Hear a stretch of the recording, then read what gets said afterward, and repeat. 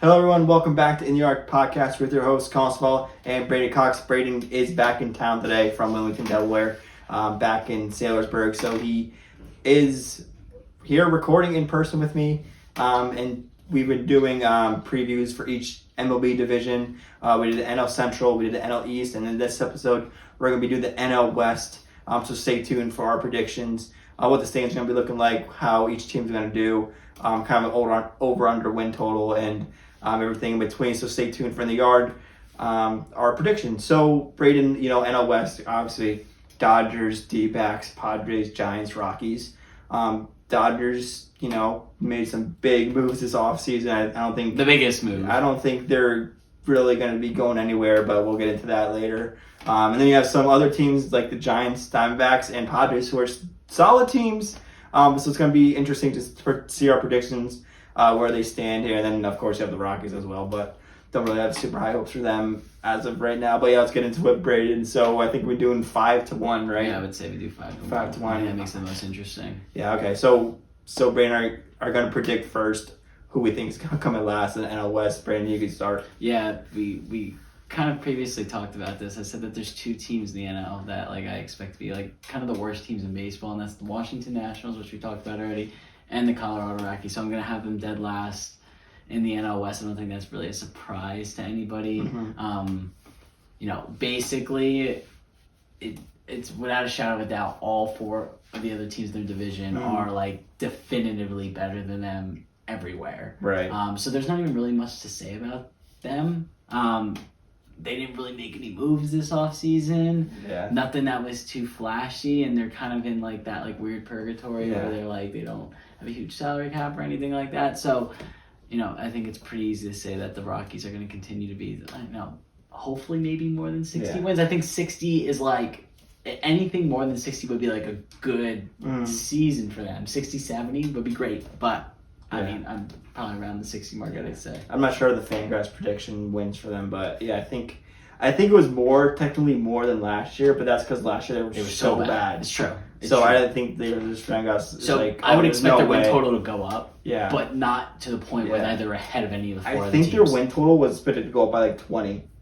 I think they predicted to win were they in 65. The 50s last year? Yeah. Wow. Something like that. Yeah. So no, 50s is low. I think it's 60s. Okay. Maybe 50s though. I still don't expect them to be sure. better than any team. Yeah, in the division. So regardless of the win total, they're going to be last. They're a young team, but let's face it, I don't think the Rockies have ever been good since I've started watching baseball, except for the Arenado years. I think they did make the playoffs. No, they made the playoffs that one year. One year with Arenado. They beat the Cubs in Wrigley that one year. Okay. What was that? We were in college, so it was probably 2018, right. 19. Right. Okay. Yeah, maybe. It wasn't 2020 because I know the Marlins beat the Cubs. It was definitely 2018. It was our freshman year. The Rockies went into Wrigley and won there. So I mean, they had some success in the past 5-6 years or so. And but they didn't do any. They didn't make too much noise. They just won a wild card game. So I mean, they never really extend their stars. Story ends up with the Red Sox. That was a very large deal. DJ, it goes with the Yankees. Arenado goes with the Cardinals, so they just don't really keep their good guys. Yeah. They have Charlie Blackmon, but he's not a guy that could carry you to a World Series. No. But yeah, they are a young team. I think they do have some hope for their future, but this year's just not their year. Yeah. So do you want to go with number 4? Yeah. So this is when it gets far more interesting because I think that we're probably going to have the same 1 and 2, right? I think we're both gonna have the same 1, both the same 2, but then the 3-4 is where it gets interesting. Yeah. I would say right now, I don't remember exactly how they finished last year, but I'm gonna go with the Padres at 4. Okay. They did lose Soto. They did get a lot in return for Soto, but really the only method to my madness there is I think the 3 other teams in the division are just definitively better. I think they're both. I think all 3 of them are just better teams. I think the win totals between them, the Padres and my teams I expect to finish 2 and 3 is going to be pretty close. Right. I think it's going to be 1, 2, 3, 4, and then the Rockies are going to be down. You know what I mean? That's fair. That's all I really got there. So I just have the Padres at 4. Yeah. So Braeden has the Padres at 4. Braeden, I'm going with the Giants at 4 here. Fair. They were decent last year, kind of in the wild card mix until the last month of the season. They made some moves this offseason. This time, Matt Chapman last week, they got the one the one Japanese player as well. I Yeah. forget his name. But like he's never played in the MLB before. That's why I'm a little sketchy about these Japanese guys. I mean, obviously it was Ohtani. But a lot of these new Japanese guys, aside from Kodai Senga and Yoshi on the Red Sox and Seiya Suzuki, they haven't really had real MLB experience. Yeah. But I'm going Giants at 4. Just they did sign Matt Chapman, which is great. They have a good catcher in Bailey, but I just don't think that they made enough moves. I know you said Padres at 4, but don't forget the Padres were kind of the favorites to win the World Series at one point. Because they had such a great roster. previous season. Yeah, exactly. But they lost Soto, which is a huge loss for the Padres. Big game for the Yankees. But they're still a good team. They still got Tatis. They still got Machado. Blake Snell. Who knows where he's going to end up. But I still I'm not off the Padres bandwagon. I think they're still a good team. So I actually have them at 3 and the Giants at 4 just because the Giants, they're okay to me, not great. I don't love Kapler as a manager either. So I just think the Padres, I think the Padres have a little bit more depth pitching and positioning wise. So I think they're going to win probably 2 or 3 more games than the Giants. So I have the Giants 4 and then the Padres 3. Okay, yeah, so I'm just going to have the opposite. So I'm going to have, at 3, I'm going to have the San Francisco Giants just because, again, I think that those 2, 3, 4 teams, I think the Padres and the Giants are going to have a similar win total. Mm-hmm. You know what I mean? I like the addition of Matt Chapman. And the Giants are one of those teams that I feel like every few years is just really good. That's fair. Regardless of who's on the roster. A few years ago, they won that division. Mm-hmm. I'm pretty sure, right? They may have lost to the Giants or maybe lost to the Dodgers. I don't remember exactly how it went down, but they were in the playoffs a few years ago and they were a good team. Mm-hmm. I think maybe it was the year after the COVID year, so 2021, something like that. They were a good team. So they're one of those teams that I think is just very rarely has sustained multiple bad seasons. Yeah, multiple bad seasons is Good point. So I mean, we kind of talked about this already. Maybe it was off air, but I have the Giants as one of those bubble teams as they're not going to win the division. Okay. Right? That's fair. But they could definitely be a wild card team, Mm-hmm. right? I think the Padres could be 2. I don't know, there's something about the Giants. I trust them more. Okay. I guess at this point. You know what Yeah, I mean? they do have more of an established organization. Yeah. I think they have. There's more of a championship They have culture there. definitely. I think they have 3 championships since 2005 around Something like that. Yeah. 2 or 3. So that's a good pick there. Can't argue with the Giants. I think I would say that Giants Padres is kind of a toss up between those Absolutely. 2 teams. Because one game goes one way or another, and could be a big difference in the long run there. So Braeden has the Padres at 4, and I have the Giants at 4, and then vice versa for the 3 spot. So that brings us to the 2 seed. Not the 2 seed, the second place team in the NL West. I think we're probably both on the same answer here, but I think I'm wrong with the D-backs. Yeah, definitely. I think they know who they are now, similar to what I said about the Reds in a previous NL Central episode. The D-backs, it's the way they play ball, and they got really hot in that August, September months there, and now they made it to World Series. They know they're good. They know their system works. They go out and get Jock Peterson. I think they're gonna be better than last year. They were really young last year too. That's another thing. They were super young, and I just think they're just gonna keep rolling. I don't think they could win the NL West because the Dodgers are so stacked. That'd be very impressive. It would be. I wouldn't be surprised if they finished within 5 games though. That would be very impressive if they did win the NL West though. They could win they could be within 5 or 10. I think the Dodgers are just too good. We'll get into that in a little bit. But I just think I have high hopes for the Diamondbacks. I want to see them make another run. I think it'd be cool. I think they're a fun team to watch. The way they play ball, the way they go about their business, the way they win games. So I think rolling with the Diamondbacks, they just have a good roster. Like I said, they came up just short of the World Series last year. I'm rolling with the D-backs at 2. Yeah, so I'm also obviously going to have the D-backs at 2. The one thing that does concern me about them, though, is now there's an expectation for them. That's fair. Last year, I think most of us probably had them We wrote them off. It was probably Rockies, Diamondbacks, and then we were talking about the Giants, Padres, and Dodgers up here. Yeah. But now there's an expectation, you and I both, and most baseball fans walking into the Except season. for Mickey Grennan. Shout out Mickey. Well, where I'm going with this is that we expect them to make the playoffs next year. That's fair. It's not really like, there's not really an excuse. Like, they're kind of like the Phillies of the previous year. Like, the Phillies were a good team, went to the World Series, and then the next year we were like, okay, like, they're definitely a playoff team. That's what the Diamondbacks are going to experience this year. So that there's that added pressure, which we don't necessarily know if, like, how they'll handle that. Because last year it was just kind of like very Cinderella-esque, and they could have won the World Series last year. They were a few games away. Obviously the Rangers were the better team, but it's tough to go into Philadelphia and do what they did. Right. So that's a huge test. Now what the test becomes is, can you have that sustained success over the course of a year and not just get hot the last 2 months of the year and go on a little run? You know what I mean? Yeah, I mean, I don't think that pressure's going to get to them. I think the roster's that good. You got Corbin Carroll, Rookie of the Year last year. Yeah. Ketel Marte, Alec Thomas. They got Jock Peterson, Geraldo Perdomo. They got one of the best catchers in the league. So I just don't see them really folding with that pressure. Yeah. So I have high hopes for them. I hope they do well again. I think they're just a fun team to watch overall. Probably my favorite NL team to watch right now. So yeah, just rolling with the stakes there. Yeah, I think that's a good pick. And we're obviously both going to have the same one. We're going to have the Los Angeles Dodgers at 1. They had a pretty good signing this year with Shohei Ohtani. Yeah, that one guy. Yeah. Who what do you have? Something with his like arm or something was thrown off, so he can't pitch this year. But he's able to swing the bat. His first at bat in spring training hit home run. So I expect him to have a pretty good season at the plate this year. But overall, I mean, like, there's obviously there is a huge expectation for the Dodgers.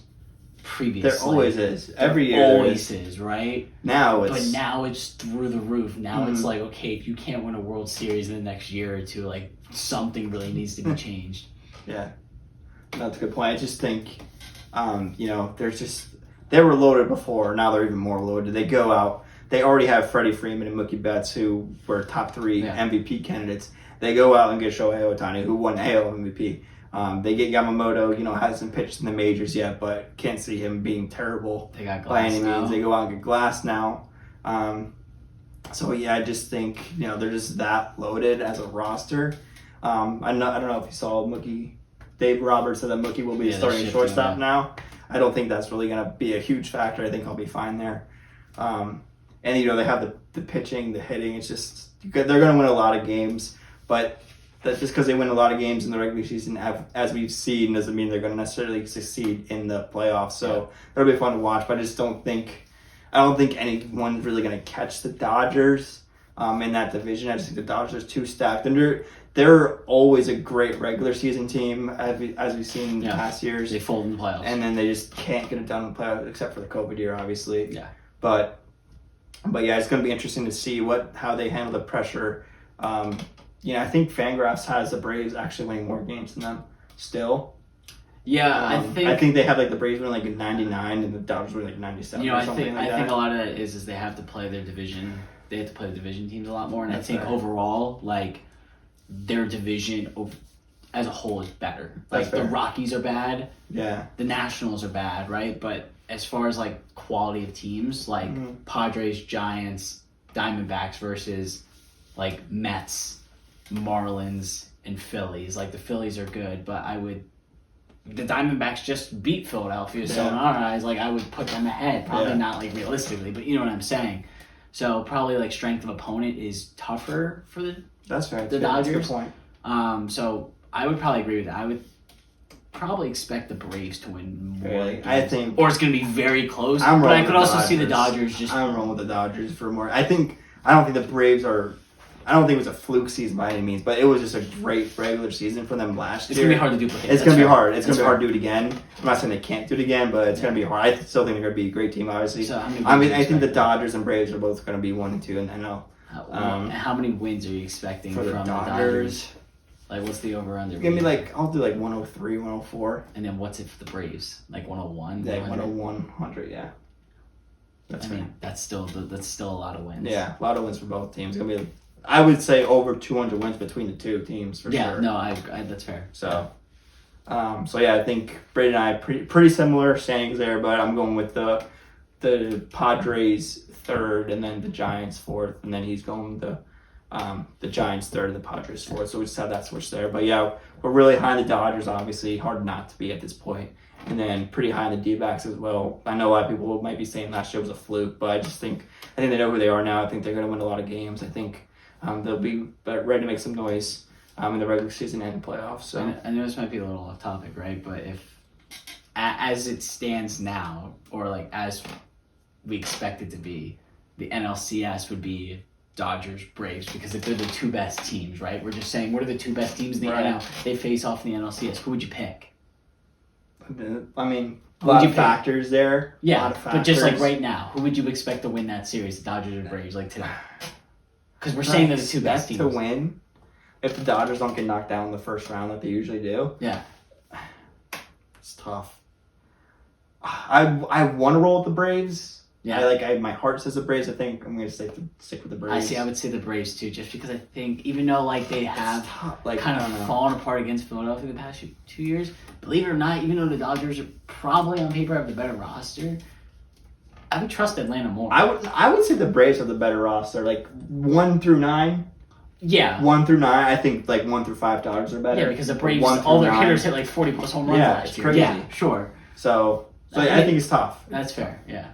It'd be tough. Well, hopefully we'll get that matchup. That'd be fun to watch. Even if it's not in the NLCS. It'd be great for baseball if we get that matchup, but Dodgers will probably choke it away again. So even if we got Dodgers Diamondbacks, like no one last year in the playoffs, like people are like, did Dodgers you tune into that game? The first game I did. I think I because tuned in. It was 9. I tuned in for the first 2 innings because it was 9-0. Yeah, it was 9-0. Like you blinked and it was over. Right. Clayton Kershaw, I remember, was on the mound. Yeah. Yeah. But if we got that again, I think that'd be fun. Yeah. Just because like that could be a rivalry in the NL West, for the next few years, because we got a team that's loaded in the Dodgers. It could be like the Braves-Phillies, where the Phillies always beat the Braves, and it could be the Diamondbacks always beat the Dodgers. Exactly, and we got one team that is like very loaded, has players who are there for the long term, and then you got a team that's got Corbin Carroll and Tom, you know what I mean? They got younger guys who are kind of trying to make a name for themselves, who obviously have already made a name for themselves. So it's gonna be exciting. That would be cool if we saw, divisional games, but obviously if we got Braves and Dodgers, that would be like electric for baseball. So I said this before. I think the Dodgers going out, getting Ohtani, Yamamoto and Glass. I've said it before. I'll say it again. It's the Diamondbacks' fault. It's Corbin Carroll's fault. I think the Dodgers were finally sick of losing those first round, not the NLDS.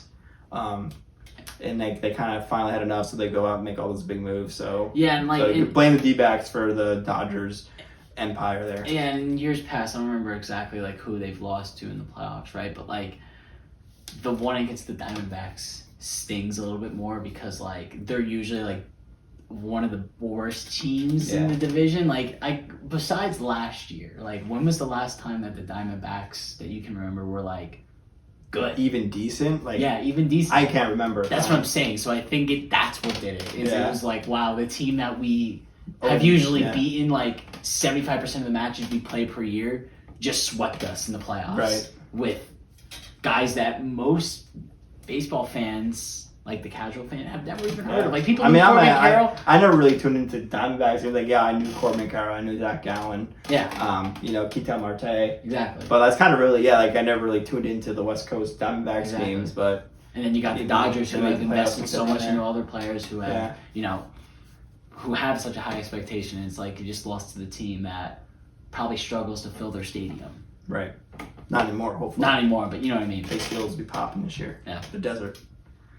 So cool. Good. Yeah. Thanks everyone. Thank you everyone for listening. And then I'll say, I've been saying it's at the end of episodes. Be sure to let Braeden and I know if you plan on coming to our in the yard tailgate. Yankees at Phillies in Philadelphia at Citizens Bank Park on July 29th, which is a Monday. If you plan on attending, please let Braeden and I know by the 17th. Something like that, yeah. Yeah, by this Sunday the 17th. So we get that group rate and tickets in. If you want to, please let Braeden and I know. Thank you for listening. Come subscribe. Bray, anything to add to the tailgate? No, hope to see you there. Yeah, hope to see you there. And then if you want to, also you could bring friends, absolutely, family. Just let us know how many you need for the tickets. So awesome, cool. See ya. See you next time.